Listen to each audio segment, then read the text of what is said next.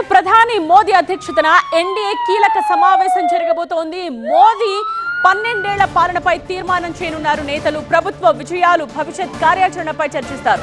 రాజకీయ వ్యూహాలు, ఎన్డీఏ భాగస్వామ్య పార్టీల పాత్ర, రాష్ట్రాల అభివృద్ధి ప్రణాళికలపై చర్చించే అవకాశం ఉంది.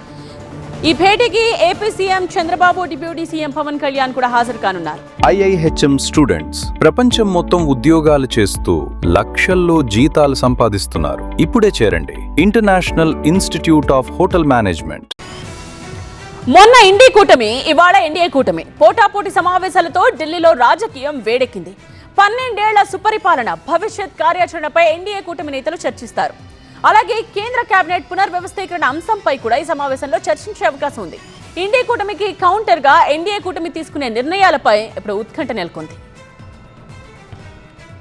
ప్రధాని మోదీ అధ్యక్షతన ఇవాళ ఎన్డీఏ కూటమి కీలక సమావేశం జరగనుంది. ఢిల్లీలోని భారత మండపంలో మధ్యాహ్నం 3 గంటల నుంచి రాత్రి 9 గంటల వరకు జరగనున్న ఈ సమావేశంలో ప్రధాని మోదీ 12 ఏళ్ల పాలనపై తీర్మానం చేయడంతో పాటు పలు కీలక అంశాలపై చర్చిస్తారు.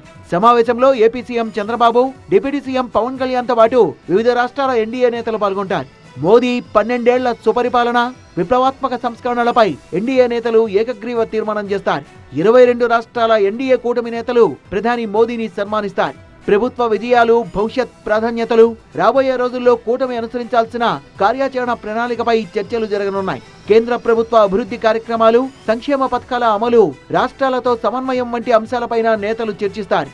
ఎన్డీఏ కూటమి సమావేశంలో కేంద్ర మంత్రివర్గ పునర్వ్యవస్థీకరణ అంశం కూడా ప్రస్తావనకు వచ్చే అవకాశం ఉంది. భవిష్యత్ రాజకీయ వ్యూహాలు, ఎన్డీఏ భాగస్వామ్య పార్టీల పాత్ర, రాష్ట్రాల అభివృద్ధి ప్రణాళికలపై కూడా చర్చిస్తారు. ఆంధ్రప్రదేశ్ కు సంబంధించిన కీలక అంశాలు, రాష్ట్ర అభివృద్ధి ప్రాజెక్టులు, కేంద్ర సహాయ నిధులు, పెండింగ్ లో ఉన్న విభజన హామీలపై కేంద్ర నాయకత్వంతో సీఎం చంద్రబాబు చర్చించే అవకాశం ఉందని తెలుస్తోంది. మొన్న ఢిల్లీలో జరిగిన ఇండీ కూటమి సమావేశంలో కూడా కీలక నిర్ణయాలు తీసుకున్నారు. 5 అంశాలపై ఏకాభిప్రాయం కుదరగా ప్రతి 2 నెలలకు ఒకసారి సమావేశం కావాలని నిర్ణయించారు. తదుపరి సమావేశం ఆగస్టు 8న హైదరాబాద్ లో జరగనుంది. నీట్ పేపర్ లీక్ అంశంలో ధర్మేంద్ర ప్రధాన్ రాజీనామా చేయాలని డిమాండ్ చేశారు. CBSE వైఫల్యంతో లక్షలాది మందికి అన్యాయం జరిగిందని, దేశ ఆర్థిక పరిస్థితి, నిరుద్యోగం, ధరల పెరుగుదలపై కేంద్ర అఖిలపక్ష సమావేశం ఏర్పాటు చేయాలని కూడా డిమాండ్ చేశారు. క్రమంలో ఎన్డీఏ కూటమి సమావేశంపై ఆసక్తి నెలకొంది. ఇండీ కూటమి చేస్తున్న విమర్శలకు కౌంటర్ గా ఎన్డీఏ కూటమి పలు కీలక నిర్ణయాలు తీసుకునే అవకాశం ఉంది.